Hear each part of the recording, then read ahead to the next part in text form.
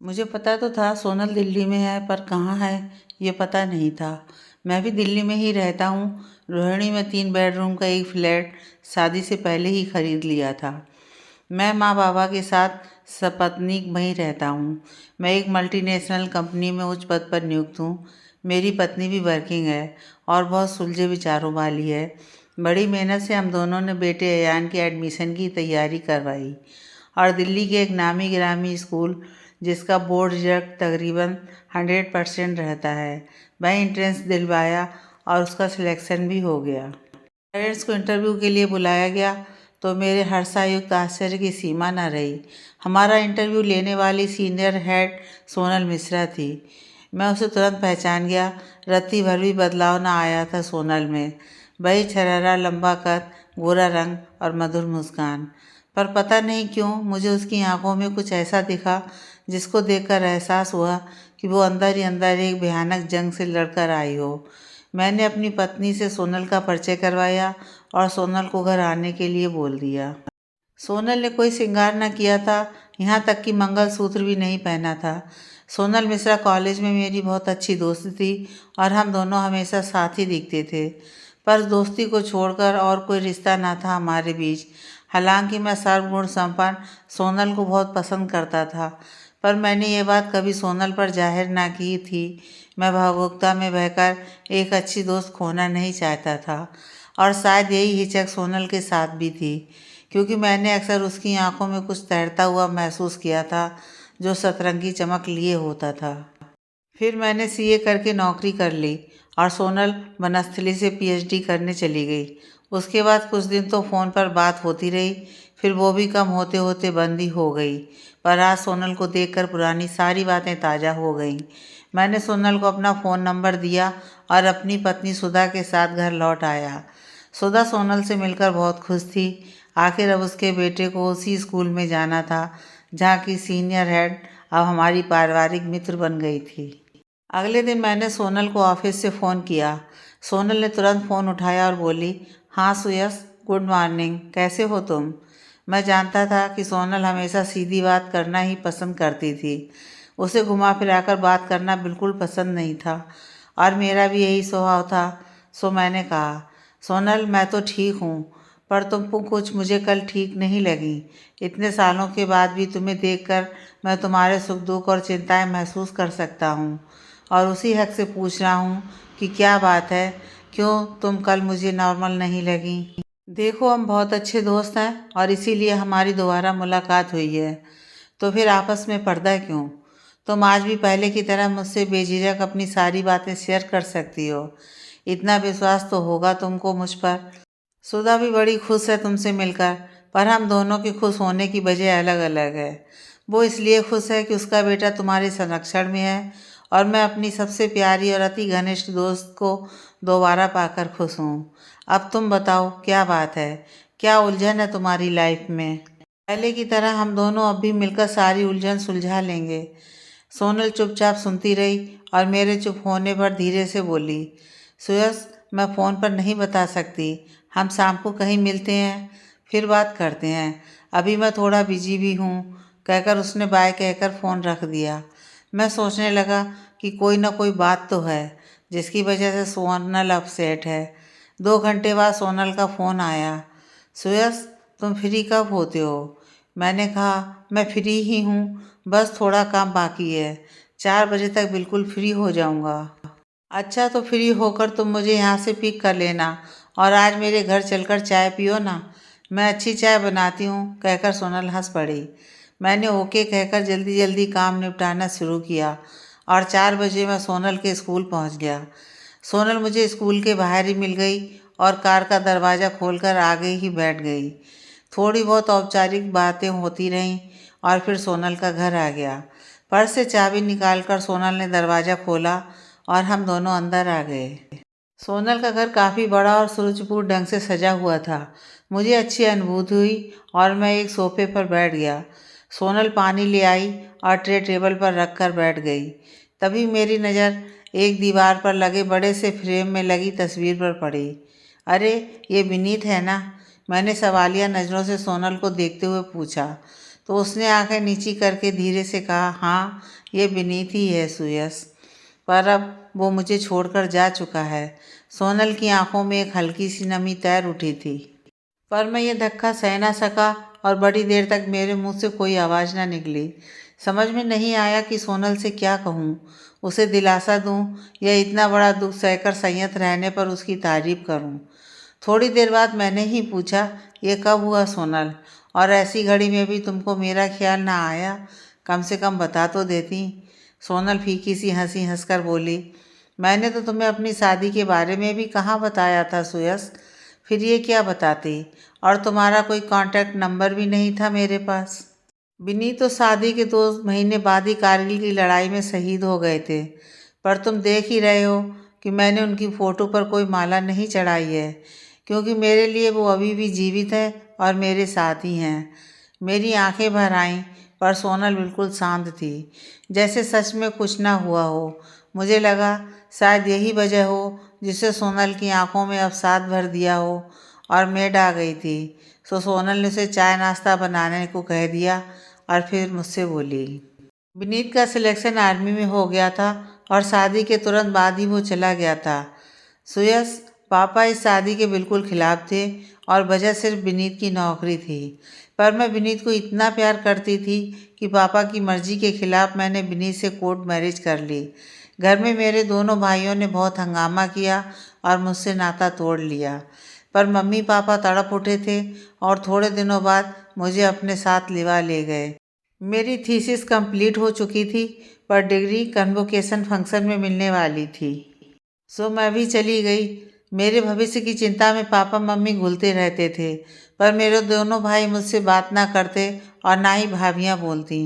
मैंने एक दिन खाने की टेबल पर बड़े भैया से कहा, अब तो विनीत चले गए, फिर भी आप लोग शादी की बात से अब तक नाराज़ हैं। मैंने अपनी सूनी कलाइयाँ उनकी तरफ बढ़ाते हुए कहा, देखिए मुझे, जिसकी वजह से आप लोग नाराज़ हैं वो मुझे छोड़कर जा चुका है। अब तो अपनी नाराज़गी ख़त्म कर दें आप लोग। पर भैया बिना कुछ बोले उठकर चले गए।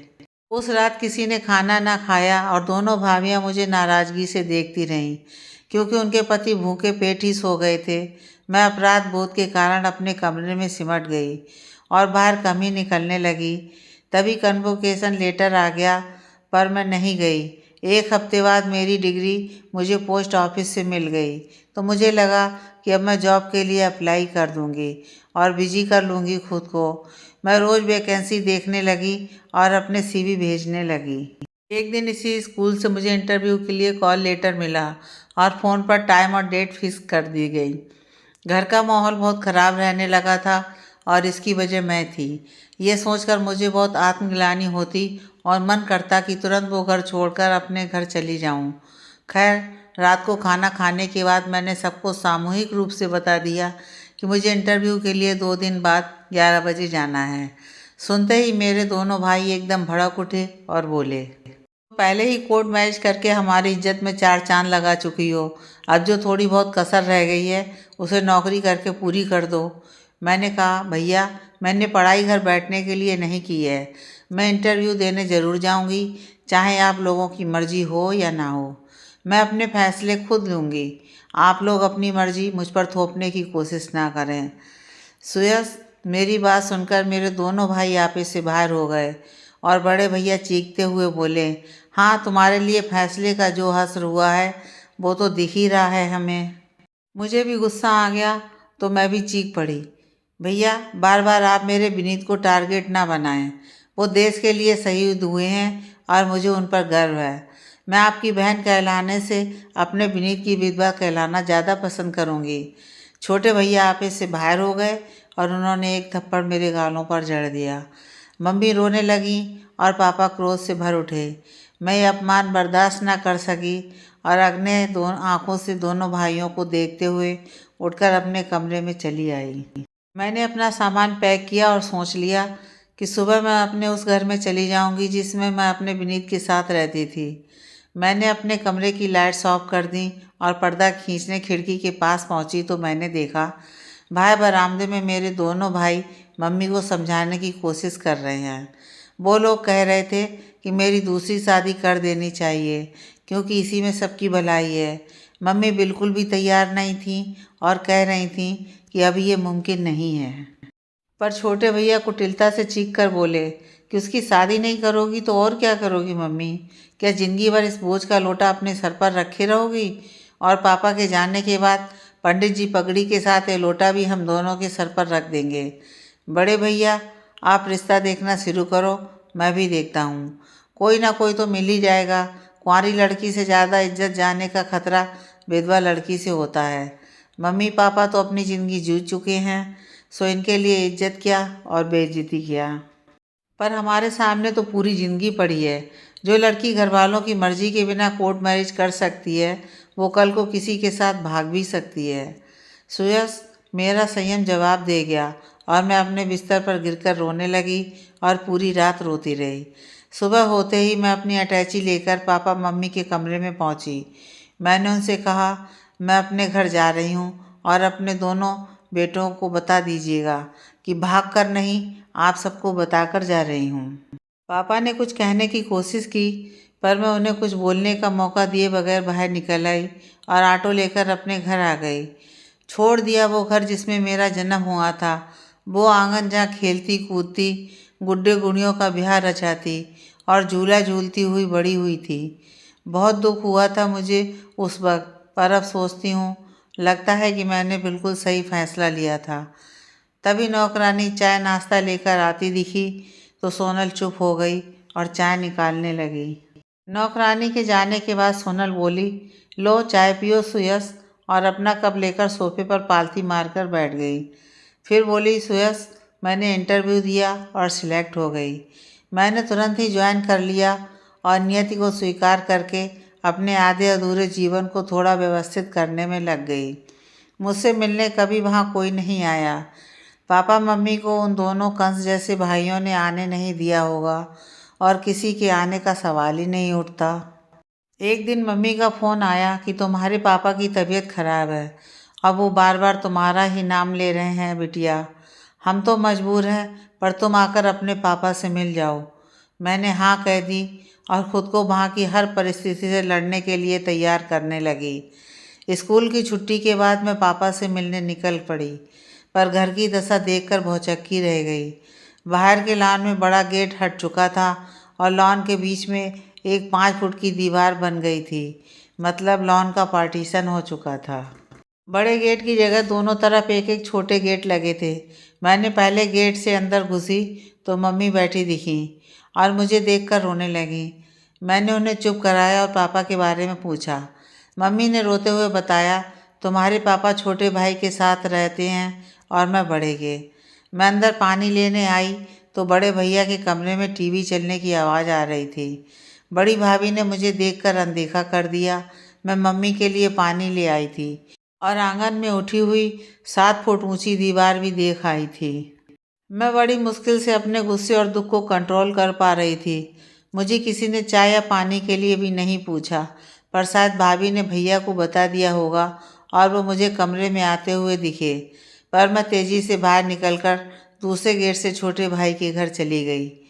पापा एक तख्त पर एक पतली सी दरी पर लेटे थे और उनकी आंखें बंद थीं। मैंने पापा के माथे पर हाथ रखा जो बुखार से तप रहा था। पापा ने मुझे देखकर उठने की कोशिश की, पर उठ ना सके। छोटी भाभी शायद पकौड़े बना रही थी। मेरी आवाज़ सुनकर आई, पर कमरे के बाहर से ही झाँक कर लौट गईं। उन्होंने भी जाकर छोटे भैया को बताया होगा, क्योंकि थोड़ी देर बाद ही वो उस कमरे में आ पहुँचे। मुझे वहाँ देखकर गुस्से से तमतमाते हुए बोले, तुम कैसे आ गईं? बड़े ताव में चली तो गई थी, आ गए होश ठिकाने। मुझे पता था कि एक दिन तुम ठोकर खाकर रोती बिलखती खुद ही चली आओगी, पर तुम्हारे लिए इस घर के दरवाजे तुमने खुद बंद कर दिए हैं। अब यहाँ आने की कोई ज़रूरत नहीं है। मैं उनकी तरफ देखकर हंस पड़ी और बोली, आप लोगों ने घर का बंटवारा कर लिया और मुझे बताया तक नहीं। क्यों नहीं बताया मुझे? ये हम दोनों भाइयों के बीच की बात है, तुम्हारा इससे कोई लेना देना नहीं है। तुम निकलो यहाँ से और अब कभी मत आना। मैं अंदर ही अंदर अपनी रुलाई रोकते हुए बोली, मुझे मेरा हिस्सा चाहिए। मैं अपना हिस्सा लेने आई हूँ और उसके लिए बिना मैं 1 इंच भी हिलने को तैयार नहीं हूँ। आप लोगों के लिए यही अच्छा होगा कि सराबत से मुझे मेरा हिस्सा दे दें। अचानक छोटे भैया आंगन की दीवार के पास जाकर खड़े हुए और बड़े भैया को आवाज़ लगाते हुए बोले, भैया सोनल अपना हिस्सा मांगने आई है और जमकर बैठी है। कहती है हिस्सा लिए बिना नहीं जाएगी। आप इधर आ जाओ। 5 मिनट बाद ही बड़े भैया आ गए और दहाड़ते हुए बोले, कौन सा हिस्सा? कैसा हिस्सा चाहिए तुम्हें? इस प्रॉपर्टी का टैक्स हम भरते हैं, रंगाई पुताई हम करते हैं। कभी पूछा है कि उसमें कितना खर्च आता है? मुंह उठाकर चली आई हिस्सा लेने। मैंने पापा की तरफ देखकर कहा, कैसी देखभाल करते हैं आप लोग? वो तो मुझे दिख ही रहा है। मुझे मेरा हिस्सा दे दें, मैं चली जाऊंगी, पर अपना हिस्सा लिए बिना यहाँ से हिलूंगी भी नहीं, और ज़रूरत पड़ी तो कोर्ट तक जाऊंगी।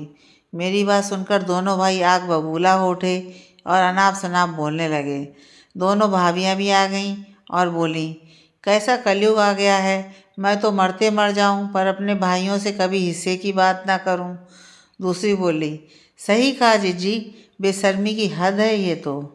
बड़ी देर तक दोनों भाई चुप रहे और फिर एक साथ मशवरा करने अंदर चले गए। थोड़ी देर बाद वापस आकर बड़े भैया ने कहा, ठीक है, ऊपर वाले दोनों कमरे तुम्हें दे देंगे, वही तुम्हारा हिस्सा है, पर सीढ़ियाँ तुम्हें खुद बनवानी पड़ेंगी नीचे आने जाने के लिए, क्योंकि हम तुमको इस घर में नहीं आने देंगे। बाहर से सीढ़ियाँ खुद बनवाओ और उसी से अपना आना जाना करो। हमसे तुम्हारा कोई मतलब नहीं है, और ना तुम कभी नीचे आना और ना हम कभी ऊपर आएंगे।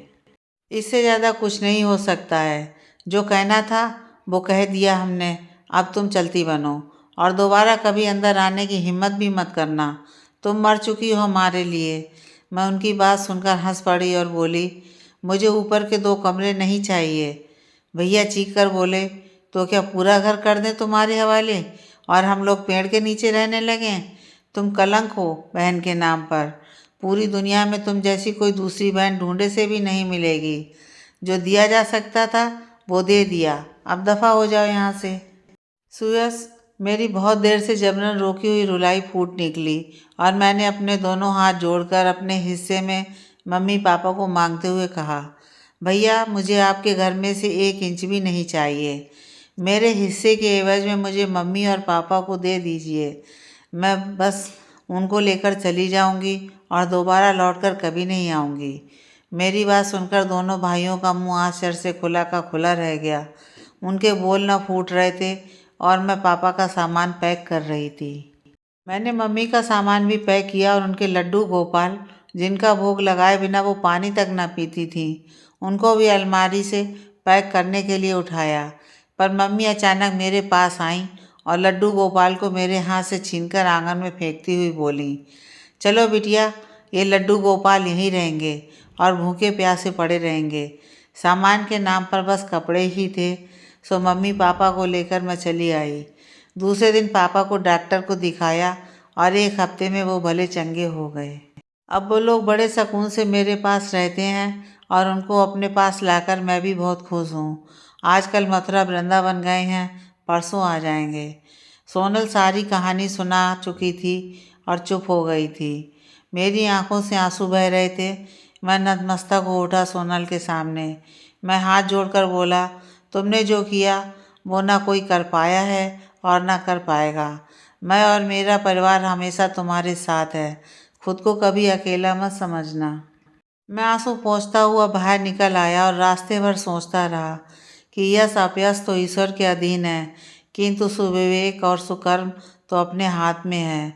सुकर्म कभी व्यर्थ नहीं जाता, वो तो चंदन बनकर सदा महकता रहता है।